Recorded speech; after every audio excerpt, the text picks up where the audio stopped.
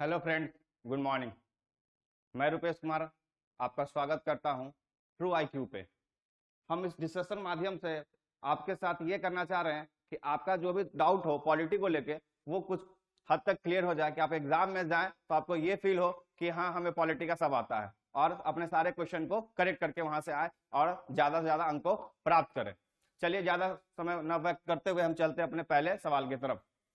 पहला सवाल कहता है हमारा, किस एक्ट में भारत में व्यापार के साथ ब्रिटिश ईस्ट इंडिया कंपनी का एकाधिकार टूट गया था? कहने का मतलब है कि monopoly of east India company का कब खत्म कर दिया गया।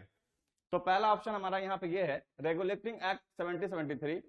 दूसरा ऑप्शन कह रहा है charter act 1813, charter act 1833, government of India act 1935। तो सबसे पहले इसमें दो महत्वपूर्ण बात जानने का जरूरत है कि जब ईस्ट इंडिया कंपनी आई थी भारत में 1600 में, उस वक्त से लेके 1765 तक वो एक कंपनी की तरह काम कर रही थी भारत में। उसके बाद जब 1765 में ट्रीटी ऑफ इलाहाबाद होता है, उसके बाद से अंग्रेजों को दीवानी राइट्स मिल गया। दीवानी राइट्स करने का मतलब है उसको टैक्स कलेक्शन करने का अधिकार। जब उसको टैक्स कलेक्शन करने का अधिकार मिल गया, तब ब्रिटिश गवर्नमेंट ने भारत में ईस्ट इंडिया कंपनी को रेगुलेट करना शुरू किया।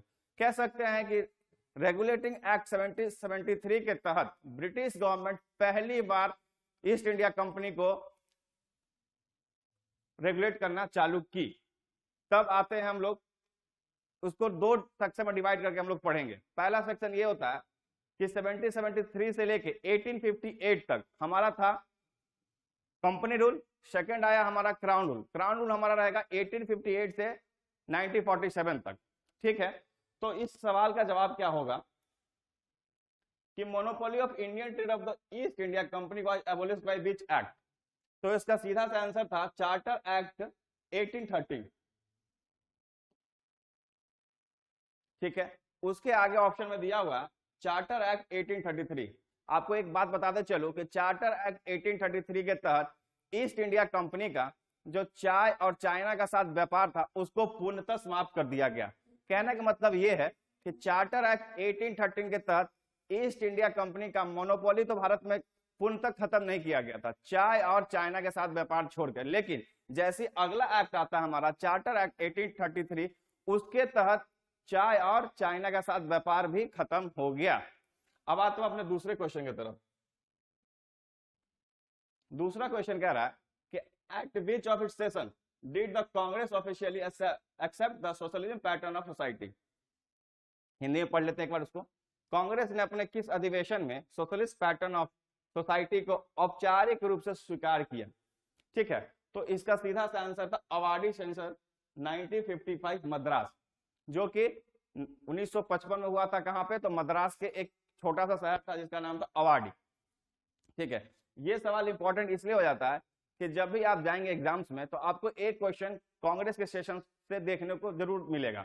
इसलिए हम आपसे आशा करते हैं कि कांग्रेस के जितने भी इंपॉर्टेंट सेशंस है 1885 से लेके 1947 तक, मतलब कि आजादी के पहले और आजादी के बाद के कुछ इंपॉर्टेंट सेशंस, वो आप करके जाए ताकि आपका कांग्रेस के सेशन से सवाल छूटे ना। आइए आते हैं हम लोग नेक्स्ट सेक्शन। ये तीसरा सवाल हमारा है, इसमें मैच द फॉलोइंग है। मैच द फॉलोइंग में पहला दिया हुआ है सोर्स और दूसरा दिया हुआ है कहां से लिया गया। तो सवाल यह है कि डायरेक्टिव प्रिंसिपल्स। दूसरा सवाल है कि emergency power of the president. तीसरा है यूनियन स्टेट रिलेशन। चौथा है अमेंडमेंट्स ऑफ द कॉन्स्टिट्यूशन। तो हमको ये बताना है कि डायरेक्टिव प्रिंसिपल्स कहां से उठाया गया था। हमारे जब कॉन्स्टिट्यूशन की फ्रेमवर्क तैयार की जा रही थी, जब वो मेकिंग हो रहा था, तो उस वक्त डायरेक्टिव प्रिंसिपल्स को हमने कहां से उठाया था? तो इसका सीधा सा जवाब है कॉन्स्टिट्यूशन ऑफ आयरलैंड। दूसरा सवाल है कि emergency power of the president, president का जो भी इमरजेंसी पावर है, आपातकालीन पावर इसको बोलते हैं हम लोग, वो कहां से? तो वो था हमारा कॉन्स्टिट्यूशन ऑफ जर्मनी से। ठीक है, कह रहा है कि union states relation, union state relation कहां से लिया गया था? तो ये था कॉन्स्टिट्यूशन ऑफ कनाडा से। ये भी सही है। चौथा कह रहा है अमेंडमेंट ऑफ द कॉन्स्टिट्यूशन, मतलब कि साउथ अफ्रीका के संविधान से संविधान का संशोधन लिया गया था। मतलब कि अमेंडमेंट्स ऑफ कॉन्स्टिट्यूशन कहां से लिया गया था? तो कॉन्स्टिट्यूशन ऑफ साउथ अफ्रीका। तो यहां से सीधा सा दिख रहा है कि 1 का 1, 2 का 2, 3 का 3, 4 का 4। इसका मतलब करेक्ट ऑप्शन क्या है हमारा ए। ठीक है, ये सवाल इंपॉर्टेंट इसलिए हो जाता है कि सोर्सेस ऑफ कॉन्स्टिट्यूशन से एक सवाल लगभग लगभग बनता ही बनता है मोस्ट ऑफ द एग्जाम्स में, तो ये सवाल भी करके जाने का। आइए देखते हैं नेक्स्ट साइड पे क्या है। हाँ, तो हम आपको यही कहना चाह रहे थे कि जब भी आप एग्जाम में जाएं बीपीएससी के या फिर और कोई भी कॉम्पिटिटिव एग्जाम्स में, तो कोशिश करें कि सोर्सेज ऑफ कॉन्स्टिट्यूशन को एक बार देख कर जाएं। ठीक है, तो पहला कह रहा है कि गवर्नमेंट ऑफ इंडिया एक्ट 1935। तो गवर्नमेंट ऑफ इंडिया 1935 से क्या क्या लिया गया था, कौन कौन सा फीचर्स को हम लोग बोरोड किए थे। तो पहला फीचर था फेडरल स्कीम, दूसरा था ऑफिस ऑफ द गवर्नर, तीसरा है जुडिशियरी, चौथा है public service commission emergency provision and administrative details. तो 1935 से हमारा ये सब लिया गया था, federal scheme, office of governor, judiciary, public service commission, emergency provision and administrative details. ठीक है, अब आते हैं हम लोग ब्रिटिश कॉन्स्टिट्यूशन। ब्रिटिश कॉन्स्टिट्यूशन से क्या उठाया गया था, तो parliamentary government, rule of law, legislative procedure, single citizenship, cabinet system, prerogative writs, parliamentary privileges and bicameralism. आज हम लोग जो देखते हैं ना कि हमारा राज्यसभा है और लोकसभा है, उसी को हम लोग बोलते हैं बाइकैमरलिज्म। ठीक है, अब आते हैं हम लोग यूएस कॉन्स्टिट्यूशन। ठीक है, यूएस कॉन्स्टिट्यूशन से क्या क्या लिया गया था हमारे कॉन्स्टिट्यूशन, हमारे संविधान में। तो लिया गया था पहले फंडामेंटल राइट्स, फिर हम लोग आते हैं इंडिपेंडेंस ऑफ जुडिशरी, आज जो हमारा, फिर है जुडिशियल रिव्यू, फिर है इम्पीचमेंट ऑफ द प्रेसिडेंट, फिर है removal of the supreme court, high court जजेस and post of vice president. ये सब कहां से लिया गया था, तो ये लिया था यूएस कॉन्स्टिट्यूशन से। अब आते हैं हम लोग आयरिश कॉन्स्टिट्यूशन से, मतलब आयरिश किसको बोलते हैं, आयरलैंड के कॉन्स्टिट्यूशन, मतलब कि आयरलैंड के संविधान से क्या क्या लिया गया था। तो आयरलैंड के कॉन्स्टिट्यूशन से हम लोग डीपीएसपी उठाए थे। क्या उठाए थे, डीपीएसपी, जिसको हम लोग बोलते हैं directive principle of state policy. फिर हमने लिया था nomination of member of Rajya Sabha and method of election of president. ठीक है, फिर आते हैं हम लोग कनाडा के कॉन्स्टिट्यूशन पे। कनाडा के कॉन्स्टिट्यूशन हमने क्या क्या लिया था, federation with a strong centre, vesting of residuary powers in the center, appointment of state governors by the center and advisory jurisdiction of the Supreme Court। ये कहां से लिया था हमने, तो कनाडा के कॉन्स्टिट्यूशन से। ठीक है, अब आते हैं हम लोग ऑस्ट्रेलिया कॉन्स्टिट्यूशन पे। ऑस्ट्रेलिया से क्या क्या हमने उठाया था, ऑस्ट्रेलिया से हमने उठाया था concurrent risk, freedom of trade, commerce and intercourse, joint sitting of the two houses of the parliament. मतलब लोकसभा और राज्यसभा का जो ज्वाइंट मीटिंग होता है, ये हमने लिया था ऑस्ट्रेलिया के कॉन्स्टिट्यूशन से। ठीक है, अब आते हैं वेमार कॉन्स्टिट्यूशन ऑफ जर्मनी। उस वेमार कॉन्स्टिट्यूशन ऑफ जर्मनी से क्या क्या लिया था, तो suspension of fundamental rights during emergency. आपातकाल के समय हमारा जो भी फंडामेंटल राइट्स है, मतलब जो भी मौलिक अधिकार है, उसको सस्पेंड कर दिया जाता है। वो कहां से हमने लिया था, तो लिया था हमने वेमार के कॉन्स्टिट्यूशन से जर्मनी। अब आते हैं हम लोग सोवियत कॉन्स्टिट्यूशन पे, मतलब आज के डेट में जो हमारा रशिया है, तो वहां से हमने क्या क्या उठाया था, तो fundamental duties, idea of justice, कैसा justice, social, economical and political. ठीक है, अब आते हैं हम लोग, लास्ट बचता है हमारा, सॉरी हमने ये फ्रेंच कर दिया, साउथ अफ्रीका बचा था, procedure of amendment of the constitution and election of Rajya Sabha. ठीक है, जापानीज कॉन्स्टिट्यूशन हमने क्या उठाया था, तो प्रोसीड्योर एस्टैब्लिश्ड बाय लॉ। ठीक है, यहाँ पे खत्म होता है हमारा सोर्सेस ऑफ कॉन्स्टिट्यूशन। ये एक स्लाइड एक बार आप देख के जाइएगा, उसको अच्छे से रीड करके जाइएगा। एग्जामिनेशन पॉइंट ऑफ व्यू से बहुत ही इंपॉर्टेंट है, क्योंकि एक सवाल यहाँ से बनता ही बनता है। लास्ट टाइम में हमने क्वेश्चन देखा था, प्रीवियस ईयर क्वेश्चन उठाएंगे तो एक सवाल सोर्सेस ऑफ द कॉन्स्टिट्यूशन से आप जरूर पाएंगे अपने क्वेश्चन पेपर में। तो मेरा आपसे यही अनुरोध है कि प्लीज इसको करके जाएं। अब चौथा सवाल हमारा यहाँ ये है कि Andhra Pradesh was created as a linguistic state in. Andhra Pradesh एक भाषाई तौर पर राज्य का निर्माण कब हुआ था, तो इसका डायरेक्ट आंसर था 1953। चलिए आते हैं अब नेक्स्ट क्वेश्चन पे। आते हैं क्वेश्चन नंबर 5 पे। कह रहा है कि when a proclamation of emergency is in operation, the rights to move court for the enforcement of the all fundamental rights remain suspended except. Question का कहने का मतलब ये है कि जब देश में आपातकाल लगती है, तब सारे फंडामेंटल राइट्स सस्पेंड हो जाते हैं, किनको छोड़कर? ऐसा कौन सा आर्टिकल है, ऐसा कौन सा फंडामेंटल राइट है जो कि सस्पेंड नहीं होते हैं जब इमरजेंसी होती है हमारे देश में तब? तो इसका सीधा सा आंसर था हमारा आर्टिकल 20 एंड 21। बाकी सारे आर्टिकल्स, बाकी सारे फंडामेंटल राइट्स हमारे क्या होते हैं, सस्पेंड हो जाते हैं कब? जब हमारे कंट्री में इमरजेंसी प्रोक्लेम्ड होता है। लेकिन आर्टिकल नंबर 20 एंड 21 को छोड़कर ही बाकी सस्पेंड रहता है। आर्टिकल 20 और 21 हमारा नहीं होता है। आते क्वेश्चन नंबर 6 पे। क्वेश्चन नंबर 6 कह रहा है कि consider the following vice president of India, VV Giri, GS Pathak, VD Jatti, M Hidayatullah, और उसको सजाना है करेक्ट क्रोनोलॉजिकल ऑर्डर में। ठीक है, मतलब कि सबसे पहले हमारे वाइस राष्ट्रपति कौन थे भारत के? ठीक है, तो इसके लिए आपको भारत के उपराष्ट्रपति जितने हैं उनका सीरियल नंबर वाइज आपको एक आइडिया होना चाहिए कि पहले कौन पहले कौन पहले कौन। तो इससे रिलेटेड हमने एक स्लाइड बनाकर डाला है जिससे आपको ये क्लियर हो जाएगा कि इनकी क्या नंबरिंग थी। ठीक है, तो हम आते हैं स्लाइड को देखते हैं। प्राइम मिनिस्टर और प्रेसिडेंट, इन तीनों का आप देख के जाएंगे एग्जाम में सीरियल वाइज कि कौन पहले आए, उनके बाद कौन आया, उनके बाद कौन आया, क्योंकि क्वेश्चन पेपर में रहता है कि हमारे देश के अभी जो प्रधानमंत्री है वो कौन से नंबर के है। तो 16, 17, 15, 14 इस टाइप का ऑप्शन मिलेगा आपको देखने के लिए। इस हिसाब से आपको टिक करना होता है कि ये 17th है या 16th है। तो इसके लिए आपको एक पूरा सीरियल नंबर वाइज याद करके जाना होगा। ठीक है, तो आते हैं उस क्वेश्चन का आंसर मैं आपको बता दूं। तो याद रखिएगा कि ये जो हमारा क्रोनोलॉजिकल ऑर्डर दिया हुआ 1 2 3 4 ये बिल्कुल राइट है। जब ये स्लाइड का सॉल्यूशन पढ़ेंगे तो आपको खुद पता चल जाएगा कि ये जो दिया हुआ था ऑर्डर ये बिल्कुल करेक्ट था। तो मतलब हमारा ऑप्शन ए जो था राइट आंसर था इस क्वेश्चन के लिए।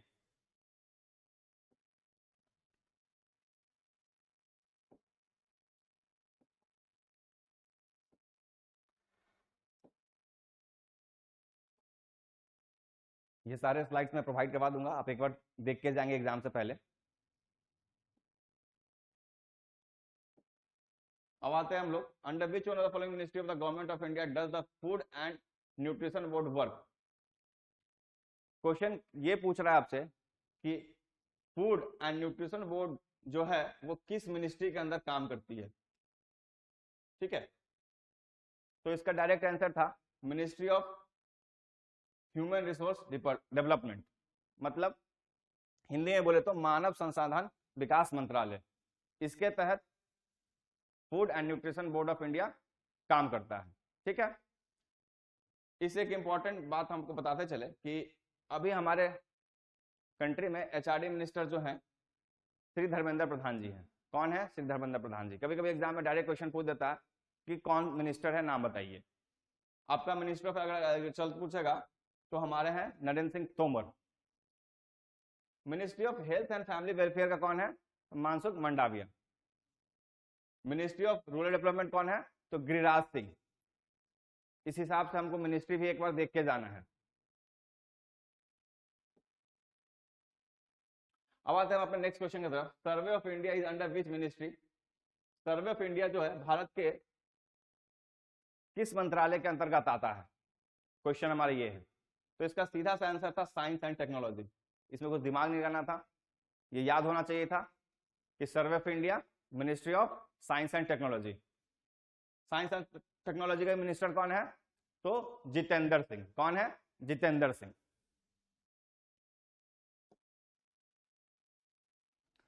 नेक्स्ट सवाल है हमारा कि which of the following provision of the constitution of India having a bearing on education? Options में जाएंगे हम लोग। पहला ऑप्शन है डीपीएसपी, एकदम डीपीएसपी में हमारा एजुकेशन बात होता है। Rural and urban local bodies पे बिल्कुल करेक्ट ऑप्शन दिया हुआ है, यहाँ भी एजुकेशन पे बात होती है। फिफ्थ शेड्यूल नहीं, गलत। सिक्स शेड्यूल नहीं, सेवन शेड्यूल बिल्कुल करेक्ट। कहने का मतलब है 1 2 5 ऑप्शन सी। ऑप्शन सी हमारा क्या है? बिल्कुल करेक्ट आंसर है कि कौन कौन सा प्रोविजन जो है एजुकेशन के रिगार्डिंग इस ऑप्शन में करेक्ट है। ठीक है, तो हमारा कौन सा ऑप्शन करेक्ट है? 1 2 एंड 5, मतलब option C is the correct one for this question. आइए चलते हैं नेक्स्ट क्वेश्चन पे।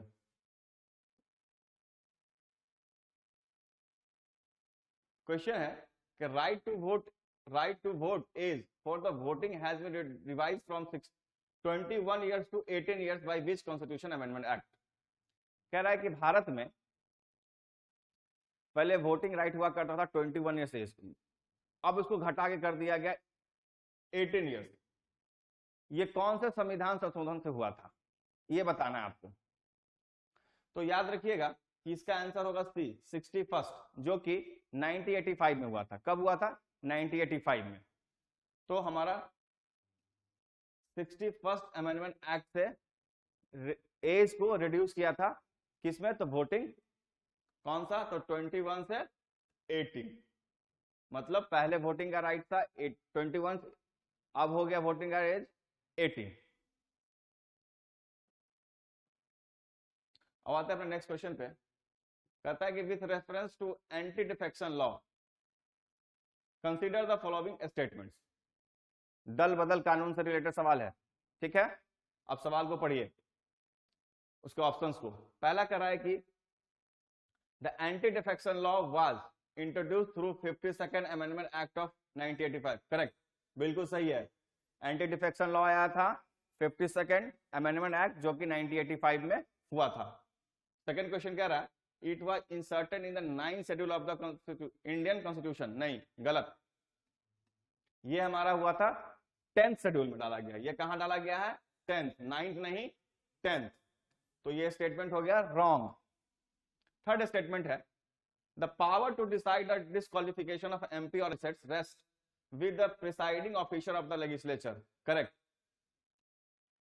Presiding officer of the legislature का कहने का मतलब यह है कि हमारे स्पीकर, जो कि लोकसभा और राज्यसभा के स्पीकर के पास होता है, इनके डिस्क्वालिफिकेशन का पावर।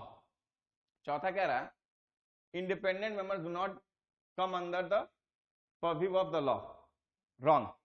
आते हैं, डू नॉट नहीं होगा इसमें, इसलिए ये भी स्टेटमेंट हमारा हो गया रॉन्ग। तो करेक्ट ऑप्शन कौन कौन सा है? 1 और 3, यानी कि बी। ठीक है, आते हैं हम अपने नेक्स्ट सवाल पे।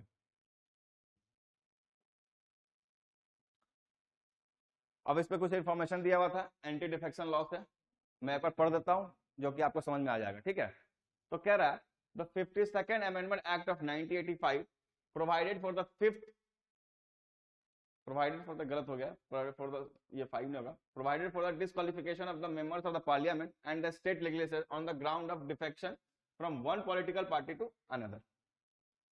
सेकंड स्टेटमेंट है inserted new schedule that is 10th schedule of the constitution. मतलब ये कौन सा शेड्यूल में डाला गया था? तो 10वें अनुसूची में। फिर आते हैं इसके इंपॉर्टेंट दो आर्टिकल्स पे। एक आर्टिकल है 102 और दूसरा आर्टिकल है 191। कभी कभी डायरेक्ट क्वेश्चन आ जाता है हमारा कि 102 जो आर्टिकल है वो किससे रिलेटेड है। तो याद रखिएगा डिस्क्वालिफिकेशन फॉर एमपी से, मतलब एमपी बोले तो मेंबर ऑफ पार्लियामेंट से।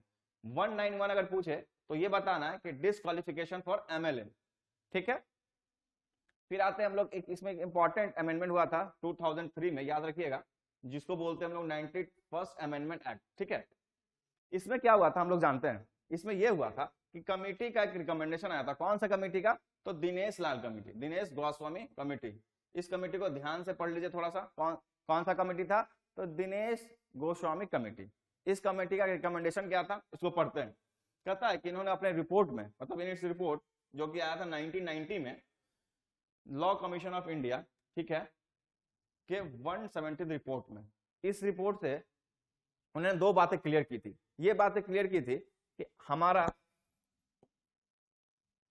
दल बदल कानून जो है पार्टी के स्प्लिट में नहीं लगना चाहिए। जब कोई पार्टी टूटती है तब मेरा दल बदल का कानून उस पर लागू नहीं होगा। लेकिन स्प्लिट कितने से होगी? तो 2/3 से। अगर कोई पार्टी 2/3 से स्प्लिट होकर किसी दूसरे पार्टी में मर्ज करती है तो हमारा वहां पे एंटी डिफेक्शन लॉ काम नहीं करेगा। ठीक है, तो इनका यही प्रोविजन था। इस प्रोविजन के तहत उन्होंने 2-3 महत्वपूर्ण बातें कही थी। पहली बात उन्होंने ये बताया था कि the total number of ministers including prime minister, central council of ministers, जो है 15% से ज्यादा नहीं होना चाहिए। कहने का मतलब है हमारा जो गवर्नमेंट बनेगा सेंट्रल में, उसमें इंक्लूडिंग प्राइम मिनिस्टर, कितने लोग होने चाहिए मिनिस्टर्स, तो ओनली 15%, उससे ज्यादा एक्सीड नहीं करना है। सिमिलरली हम लोग का आता है यहाँ पे स्टेट में भी इंक्लूडिंग चीफ मिनिस्टर कितना होना चाहिए, तो 15%।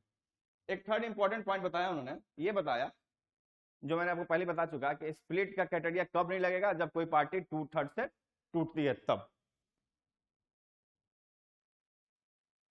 हाँ, ये क्वेश्चन हमारा है कि the original constitution of India was handwritten by, ये सीधा सा डायरेक्ट सवाल है जो एग्जाम में पूछे जाते हैं कि भारत का मूल संविधान हस्तलिखित था किसके द्वारा, तो इसका डायरेक्ट आंसर था प्रेम बिहारी नारायण रायजादा। ठीक है, कौन थे इसके, तो प्रेम बिहारी नारायण रायजादा, इनके द्वारा हमारा भारतीय संविधान हस्तलिखित था। बाद में इसको फिर जाके क्रिप्टोग्राफी कराया गया। चैनल पे को सब्सक्राइब कीजिए, लाइक कीजिए और बेल आइकन को जरूर दबा लीजिए, जिससे कि जितने भी लेटेस्ट वीडियो आएंगे पता चल जाएगा कि हमको कब देखना है, क्यों देखना है, क्या इसका इंपॉर्टेंस है, धीरे धीरे आपको सब पता चल जाएगा। So thank you.